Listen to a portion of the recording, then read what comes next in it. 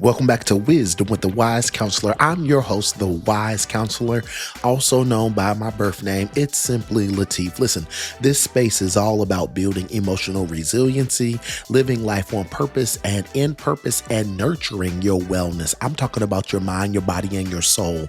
Family, today I'm challenged to think about something that I believe many of us wrestle with, especially as we get older, gain life experience, and accumulate memories. Today, I want to talk about the importance of not holding on to memories so tightly that they become an excuse for you not to move forward and create new ones. Let me say that again. Do not hold on to memories so tightly that they become the reason that you stop living.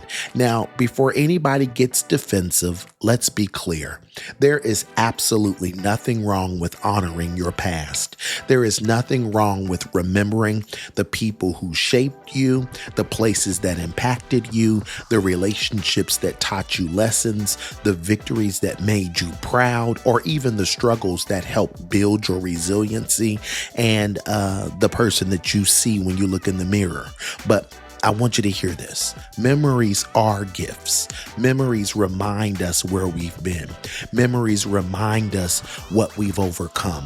Memories remind us who we used to be, but memories were never designed to become permanent residents. Did you hear me?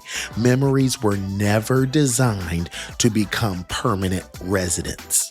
They were meant to be places we visit, not places where we move in and refuse to leave.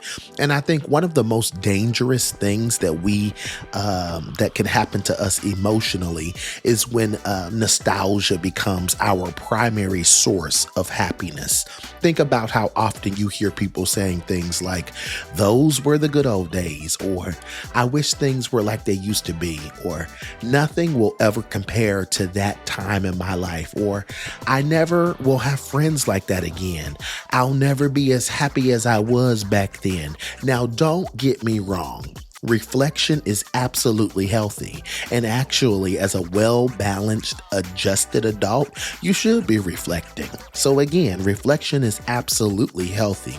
Gratitude is healthy. Honoring your story is healthy. And if you don't honor your story, I don't know who else will.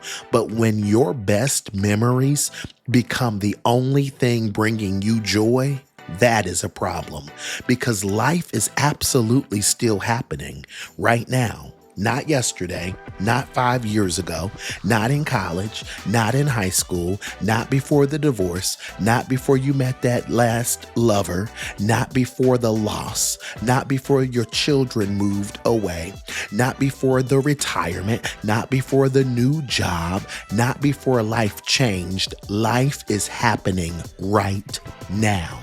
And sometimes we become so busy looking backwards that we miss what is unfolding directly in front of us. Come on, are you with me today? Again, I said sometimes we become so busy looking back that we miss what is unfolding directly in front of us. I was thinking about this recently. Imagine climbing a mountain. You finally reach one summit. You stand there. You celebrate, you take pictures, you enjoy the view, you appreciate how far you've come, and you're sucking in that moment.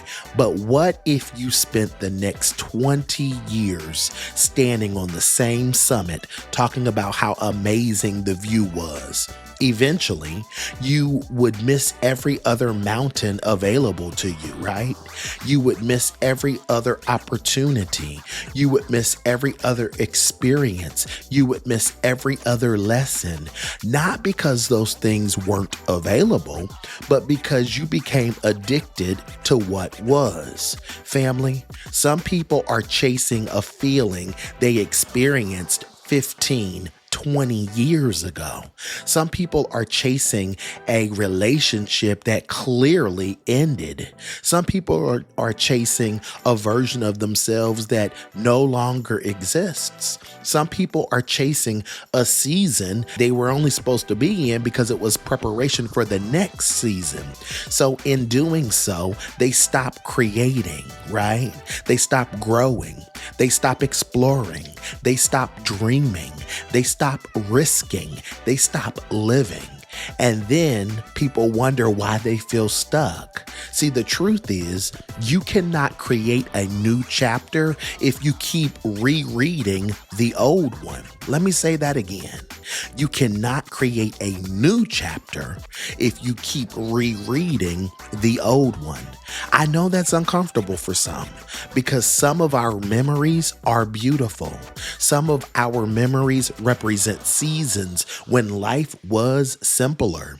Some of our memories represent people we deeply loved. Some of our memories remind us of who we are before the heartbreak arrived, right?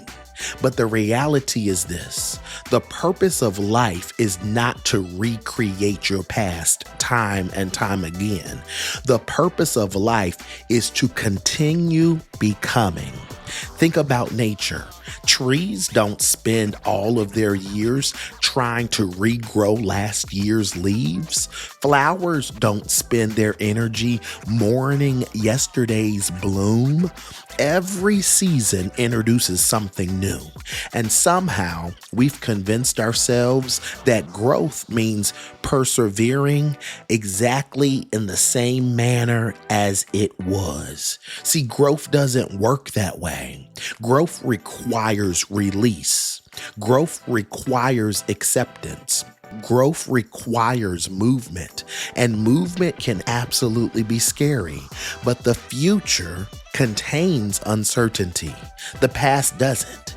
The past is familiar. The past is predictable. The past is what happened, but possibility lives in the future. Potential lives in the future. Discovery lives in the future. Purpose lives in the future. Sometimes I wonder how many opportunities people miss because they are so busy comparing every new experience to an old one, saying things like, this friend isn't like my old friend, or this church isn't like my old church, or this job isn't like my old job. This city isn't like my old city. This relationship isn't like my old relationship. And I want to say one thing. Of course it isn't. Baby, it's not supposed to be. Every season has a different lesson. Every chapter has a different blessing. Every experience has a different opportunity. And when we constantly compare the present to the past, we rob ourselves of the ability to appreciate what is right in front of us.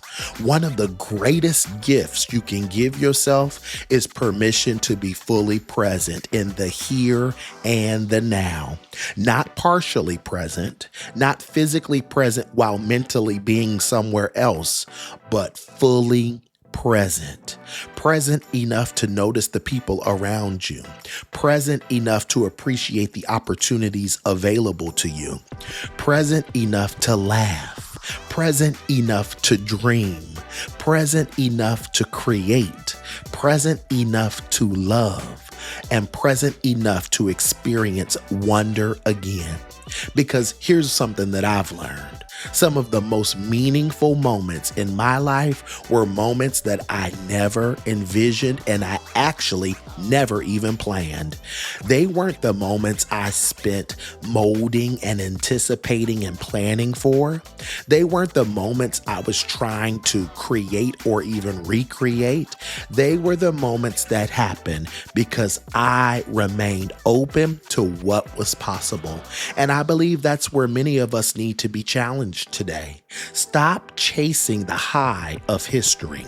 Stop chasing what was. Stop trying to relive a season that has already been completed and the assignment has your A+ on it and the book has been closed. Instead, chase the summit of possibility.